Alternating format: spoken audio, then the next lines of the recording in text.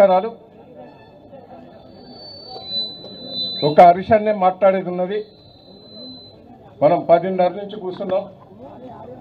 ఈ కార్యక్రమంలో మన పాలకుర్తి నియోజకవర్గం ప్రజల కోసం, జిల్లా ప్రజల కోసం రుణమాఫీ అయ్యేందుకు పోరాటం చేసినందుకు వచ్చిన హరీష్ అన్నకు గట్టిగా చప్పట్లు కొట్టి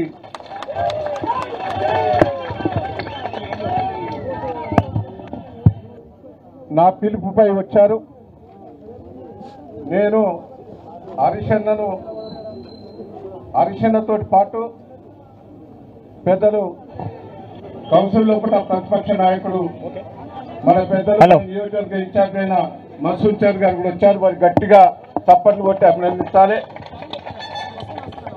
పెద్దలు సత్యవతి రాథోడ్ గారు వచ్చారు, కవిత గారు వచ్చారు. మన జిల్లాల ఏకైక ఎమ్మెల్యేగా ఉండి పోరాటం చేస్తున్న పెద్దలు పల్లా రాజశేఖర రెడ్డి గారికి గట్టిగా చప్పట్లు కొట్టి అభినందించాలి. మన ఎమ్మెల్సీ ఏ కష్టం వచ్చినా నేనున్నా అని మన దగ్గరికి వచ్చే మన శ్రీనివాసరెడ్డి గారిని స్వాగతిస్తున్నాం. రాకేష్ అన్నను, రాజయ్య గారిని, అదే తిరిగా శ్రీధర్ రెడ్డి, ఇంకా చాలామంది పెద్దలు వచ్చారు.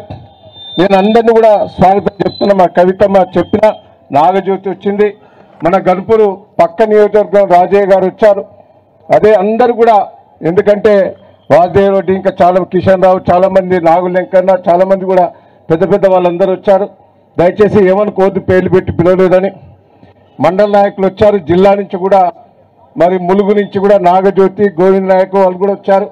అందరికీ అన్ని మన సుదర్శన్ రెడ్డి గారు ఎక్కడో అవపడుతున్నారు, పెద్ద సుదర్శన్ రెడ్డి గారు, వారు కూడా మొదటి నుంచి కూడా ఇక్కడనే ఉన్నారు. మహిబాద్ నుంచి కూడా చాలా మంది వచ్చారు. బర్దన్నపేట నియోజకవర్గం నుంచి కూడా పక్కనే ఉన్నది కాబట్టి మండల నాయకులు, ముఖ్య నాయకులు కూడా వచ్చారు. నేను మిమ్మల్ని అందరినీ కూడా, నేను ఒకటే పెద్ద ఉపన్యాసం, మన హరీష్ అన్న ఉపన్యాసమే వినాలి, నాది ఇది ఉన్నది. మీరు, నేను హరీష్ అన్న గారికి చెప్పేది ఒకటే, మా దగ్గర 30% కూడా కాలే. నేను అన్ని బ్యాంకులు, దయచేసి తమ్మి నువ్వే అడ్డం ఉన్నావు ఒక్కని, అందరు వాళ్ళు అడ్జస్ట్ అయినరు, నువ్వు ఒక్కనివే అడ్డం ఉన్నావు. నేను ఒకటే అన్న, హరీష్ అన్న మీ దయ వల్ల, కేసీఆర్ దయ వల్ల, కేటీఆర్ దయ వల్ల నేను బాగా చేశాను నియోజకవర్గం లోపల. మీరు ఏ ఫైలు పోయినా పాలకుర్తి తక్కువ మంజూరు చేసేది.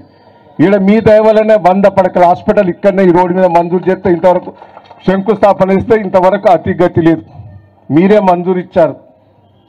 అదే తిరిగా ఇక్కడ తొర్రూరు లోపల దాదాపు 200 కోట్లు పాల కేంద్రం నుంచి ఇక్కడ సెంటర్ లైటింగ్ అట్నే పెండింగ్ ఉన్నాయి, సీసీ రోడ్లు పెండింగ్ ఉన్నది, బండ్లు పెండింగ్ ఉన్నాయి. ఈడ 35 కోట్లతోటి పెద్ద వాటర్ ట్యాంక్ మంజూరు చేసిన, ఇంతవరకు కూడా పెండింగ్ ఉన్నాయి. అన్ని పెండింగ్ ఉన్నాయి అన్న. కొడకల్లలో మీరే టెక్స్టైల్ పార్కు, పద్మశాలకు, చేనేత కార్మికులకు అది మంజూరు చేసిన పెండింగే ఉన్నది. అదే తిరిగా మీరు పాలకుర్తిలో కూడా 50 పడకల హాస్పిటల్ మంజూరు చేశారు, అది పెండింగే. అన్ని రోడ్లన్నీ దాదాపు 200 కోట్ల రోడ్లు వేరే ఊర్లకు, వేరే నియోజకవర్గానికి మళ్ళీ ఇచ్చిండ్రు. ముడుపు పట్టకపోయిందని తెలుస్తుంది. అన్నీ కూడా మొత్తం అంతకుముందు నేను ఎమ్మెల్యే కాకముందు, ఈ ఆగమ్మ కేసీఆర్ గారు రాకముందు పాలకుర్తి నియోజకవర్గం ఎడారి, దేవురులో పోయినా కరువు, పాలకుర్తిలో కరువే, తొర్రూరు కరువే, పెదవంగర కరువే, మొత్తం కరువు. ఇలా కేసీఆర్ దయ వల్ల మేము చెర్లన్నీ నింపుకున్నాం, చెర్లు బాగు చేసుకున్నాం, కాలువలు బాగు చేసుకున్నాం, చెక్ డ్యాములు పెట్టుకున్నాం. ఇవాళ 360 రోజులు బాయిలల్లో, బోర్లల్లో నీళ్లు ఉండేటట్టు చేసినాం అన్న, మీ దయ వల్లనే. వాస్తవం అది. అంతకుముందు ఎడారి, ఏ తండకు రోడ్డు లేదు, ఏ తండ అధ్వానం ఉండే, తండలన్నీ రోడ్లు వేసుకున్నాం, గ్రామ పంచాయతీలు వేసుకున్నాం. కేసీఆర్ దయ వల్ల ఇలా మంచిగా పంటలు పండుతూ ఉన్నాయి. 24 గంటలు, ఆ రోజు 7 గంటల కరెంట్ ఇచ్చేది, మోటార్లు కాలిపోయేది, స్టార్టర్లు కాలిపోయేది, ట్రాన్స్ఫారాలు కాలిపోయేది. 24 గంటల కరెంట్ ఇచ్చిన మహానుభావుడు కేసీఆర్ గారు. ఒక్కొక్కటి చెప్పుకోకపోతే రైతులు ఎడారులయ్యే పరిస్థితి. ఇవాళ రైతులకు పెట్టుబడి ఇచ్చారు, ప్రతి గింజ కొంటారు, ఇవాళ ఉంటారు. మేము 500 ప్రతి వడ్లకి ఇస్తామన్నారు, ఇప్పుడు సన్న వడ్లని పెడతారు. సన్న వడ్లు ఎవరిస్తాం? సన్న వడ్లు వేస్తే లాసే. బయట అమ్ముతారు 2500, 2600, 2700కి అమ్ముతారు, వీళ్ళు 500 ఇస్తారట. మరి దొడ్డోట్లకి ఇస్తామని మాటిచ్చి అది మోసం చేశారు. కేసీఆర్ గారు ఉన్నప్పుడు మంచిగా జరిగినాయి. వాస్తవంగా నేను ఇవాళ ఓడిపోవడం అంటే ఏదో జనంలో కొత్త మార్పు రావాలని ఓడగొట్టింది తప్ప కేసీఆర్ మీదనో నా మీదనో కోపం కాదు. ఇప్పుడు అంతా తలకాయ పట్టుకుంటారు. అయ్యాల మగోళ్ళు ఆడవాళ్ళందరూ తలకాయ పట్టుకుంటారు. ఏదో పొరపాటు చేసుకున్నాం అనే పరిస్థితి వచ్చింది.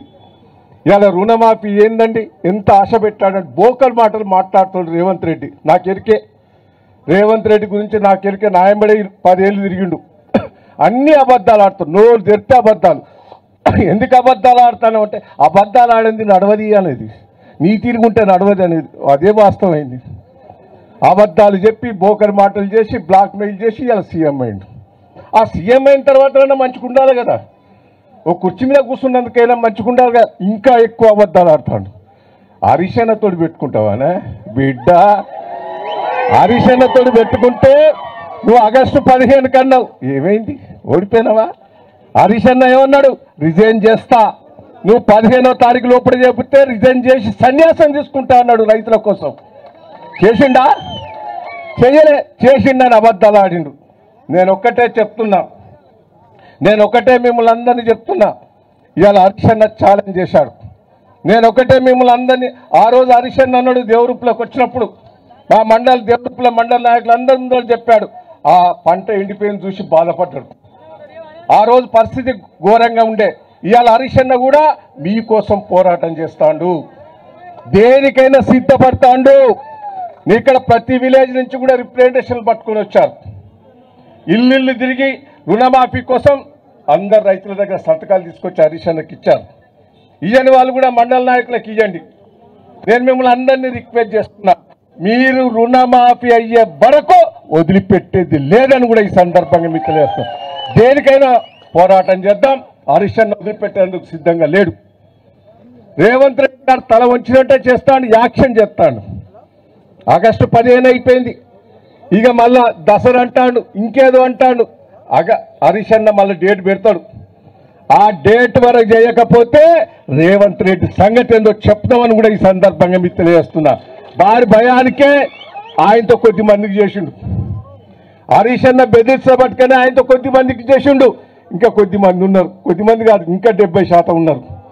నేను హరిశన్నకు చెప్తున్నా, రాష్ట్రంలో ఏం కానీ పాలకుర్తి నియోజకవర్గం మొదటి మిమ్మల్ని పిలిచి ఈ ధర్నాలో పాల్గొన్న, మాది పాలకుర్తి నియోజకవర్గంలో మీకు అన్ని కూడా ఖాతాలతో ఇచ్చాం, మొత్తం కూడా ఇచ్చాం. మొత్తం మీరు సెక్రటరీలో మాట్లాడతారా, చీఫ్ సెక్రటరీతో మాట్లాడతారా, ఎవరితో మాట్లాడతారో పాలకుర్తి నియోజకవర్గం 100% మాఫీ అయ్యేందుకు మీరు పోరాటం చేయవలసిందిగా విజ్ఞప్తి చేస్తున్నా. మీరు రాష్ట్రం అంతా చేస్తాడు, జిల్లా అంతా చేస్తాడు, మా పాలకుర్తి నియోజకవర్గంలో ఇంకా ఆశలు ఎక్కువ పెట్టుకున్నారు మీ మీద. ఇవాళ వాస్తవంగా మీరు చెప్తున్నా, వాళ్ళంతటి వాళ్ళే వచ్చారు, వాళ్ళంతటి వాళ్ళనే వాళ్ళ వాళ్ళ వాళ్ళ వాళ్ళ బైకులు మాట్లాడుకొని ఆటోలు మాట్లాడుకొని రైతులు వాళ్ళే వచ్చారు, కార్యకర్తలు వచ్చారు. ఎప్పుడైనా నేను బైకులో ఏదో ఒకటి పెట్టేది, నేను ఒక్కటి పెట్టాను, మీ అంతటా మీరే రామని అంటేనే ఇవాళ ఇంత పెద్ద ఎత్తున రావటం కూడా జరిగింది. నేను ఒకటే మిమ్మల్ని అందరినీ హరిశన్నని విజ్ఞప్తి చేస్తున్నా, పాలకుర్తి నియోజకవర్గం ఓడిపోయిందనే బాధ నాకున్నది. కానీ 3 సార్లు గెలిపించిండు, 3 సార్లు కష్టకాలంలో గెలిపించిండు.